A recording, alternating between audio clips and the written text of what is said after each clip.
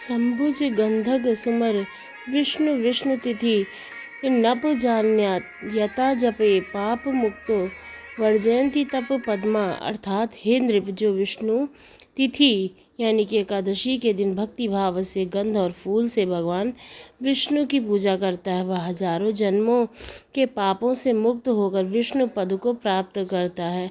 जय श्री कृष्ण मित्रों, मैं प्रियंका स्वागत करती हूँ आपका जीवन और आध्यात्म में। मित्रों, प्रत्येक जीवात्मा इस जगत में जन्म और मृत्यु के चक्र में अनंत काल से फंसी हुई है और इस विष चक्र में उसके बंधे रहने का कारण है उसके स्वयं के पाप और पुण्य कर्म।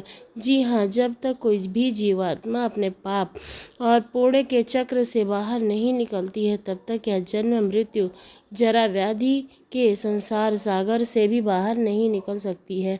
लेकिन फिर भी परम भगवान श्री कृष्ण अत्यंत दयालु हैं। उन्होंने जीवात्मा की इस दयनीय स्थिति को देखते हुए उस पर विशेष कृपा की है और फिर उन्होंने एकादशी तिथि की रचना की है।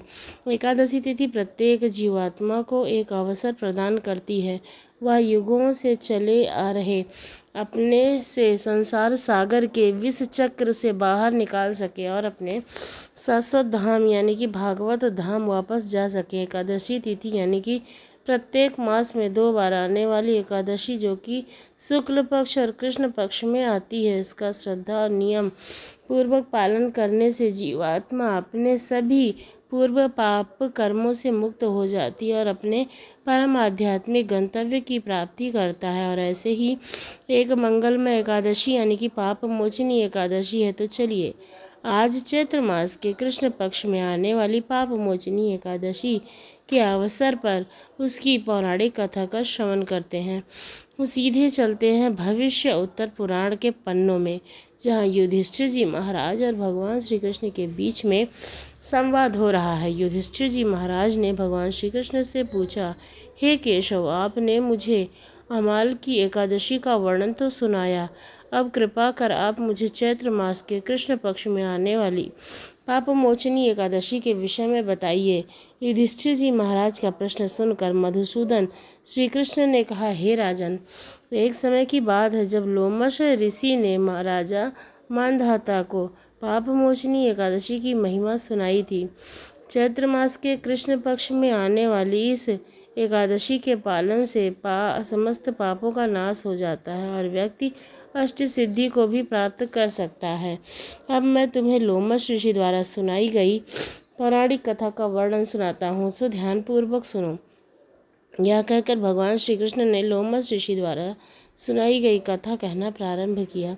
अनेक वर्षों से पूर्व की बात है। देवताओं के कोषाध्यक्ष कुबेर के पास चैत्रथ नाम का एक सुंदर उपवन था। संपूर्ण वर्षों के दौरान वहाँ वसंत ऋतु छाई हुई थी और इस कारण से वहाँ अनेक अप्सराएं, गंधर्व, किन्नर आदि विचरण करते रहते थे।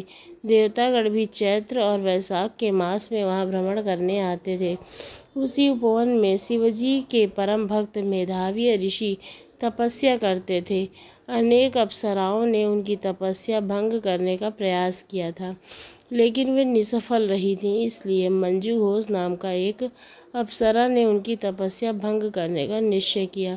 मंजू घोषा वही ऋषि के आश्रम में पास में कुटिया बनाकर रहने लगी। प्रतिदिन वह अपने गायन और नृत्य से ऋषि को आकर्षित करने का प्रयास करती रहती थी। कुछ समय पश्चात शिवाजी के शत्रु कामदेव भी वहाँ पर आए और वे मेधावी ऋषि के ऊपर अपने बाण चलाकर उन्हें परास्त करने का प्रयास करने लगे। अब देखिए, आप सब जानते हैं कि जब शिवजी ने दक्ष के यज्ञ कुंड में अपनी पत्नी सती देवी को खो दिया था, तो उसके पश्चात उन्होंने ससुर दक्ष को बकरे का सिर देकर स्वयं 60,000 वर्षों तक तपस्या करने चले गए थे। उस समय ब्रह्मा जी ने शिव जी का ध्यान भंग करने के लिए कामदेव को बुलाया था। कामदेव ने शब्द, स्पर्श, रूप, गंध इत्यादि अपने हर प्रकार के बाणों द्वारा शिव जी के ध्यान को भंग करने का प्रयास किया था। उस समय शिव जी को कामदेव के ऊपर अत्यंत क्रोध आया था और उन्होंने अपने तीसरे नेत्र के द्वारा कामदेव को भस्म कर दिया था। हालांकि उनका शरीर नष्ट हो गया था, लेकिन उनका अस्तित्व था। इसलिए कामदेव ने सोचा कि मेधावी ऋषि, जो कि शिव जी की तपस्या कर रहे हैं, उनके ध्यान को भंग किया जाए। यह सोचकर कामदेव ने मेधावी ऋषि के शरीर में प्रवेश किया। कामदेव का शरीर में प्रवेश होते ही ऋषि अत्यंत सुंदर दिखने लगे। उसी समय अप्सरा मंजू घोष ऋषि के पास आई। ऐसी स्थिति में मेधावी ऋषि कामदेव के बाणों से पराजित हो गए और अपनी उपासना को भूलकर उस अप्सरा के पास संलग्न हो गए। इस प्रकार अनेक वर्ष बीत गए। जब मंजू घोष ने देखा कि ऋषि का पतन हो चुका है तो उसने स्वर्ग वापस लौटने का निर्णय किया और ऋषि से आज्ञा मांगते हुए कहा, हे ऋषि, अब आप मुझ पर दया करें और मुझे स्वर्ग लौटने की अनुमति दें।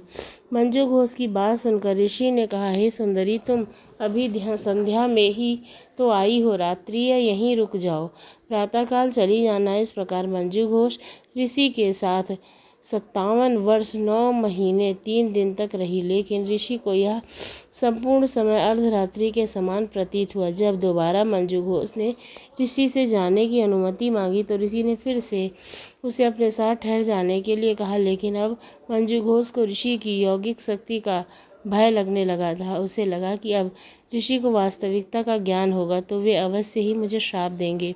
इसलिए उसने प्रेम पूर्वक वाणी से ऋषि से कहा, हे ऋषिवर, आप मेरे साथ गुजारे हुए अपने समय का ध्यान करें।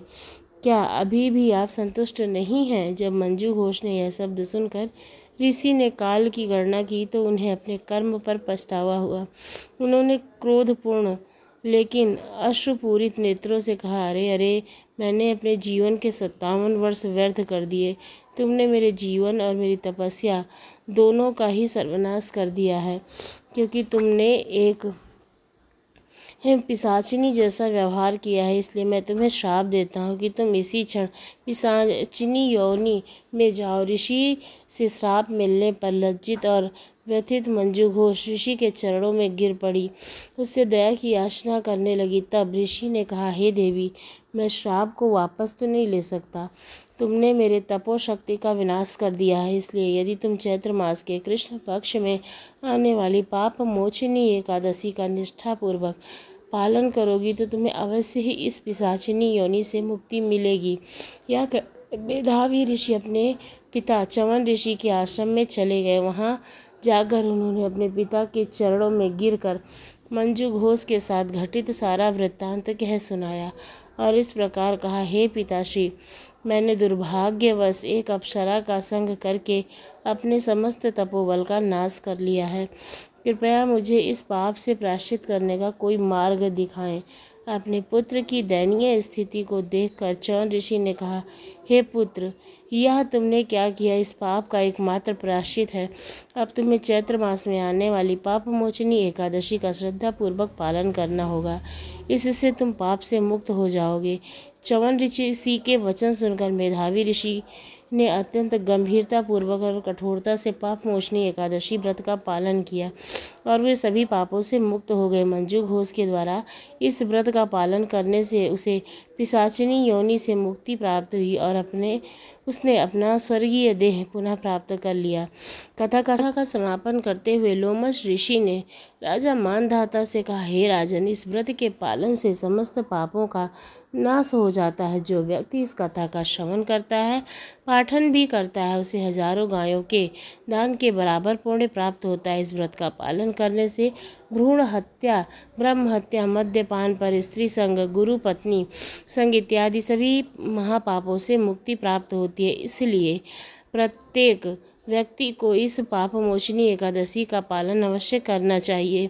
इस दिन व्यक्ति को अधिक से अधिक हरे कृष्ण मंत्र का जाप करना चाहिए, यानी हरे कृष्णा हरे कृष्णा हरे रामा हरे संपूर्ण उपवास का पालन करना चाहिए।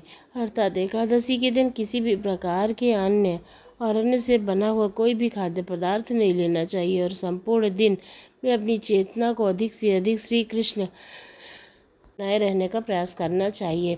व्यर्थ बातों में समय गवाए बिना भागवत गीता, श्रीमद् भागवत आदि वैदिक ग्रंथों को पढ़ना चाहिए और श्री हरि की कथा का श्रवण करना चाहिए। अगले दिन द्वादशी पर निर्धारित समय पर पारण अवश्य करना चाहिए और पारण से पूर्व एक व्यक्ति के बराबर अनाज दान या फिर किसी भी व्यक्ति को भोजन अवश्य कराना चाहिए। यथाशक्ति दान देकर व्रत का पारण करना चाहिए। तो हमारे द्वारा दी गई जानकारी कैसी लगी ज़रूर बताइएगा। अगर अच्छी लगी तो हमारे चैनल को सब्सक्राइब करना ना भूलिएगा। धन्यवाद। हरे कृष्णा।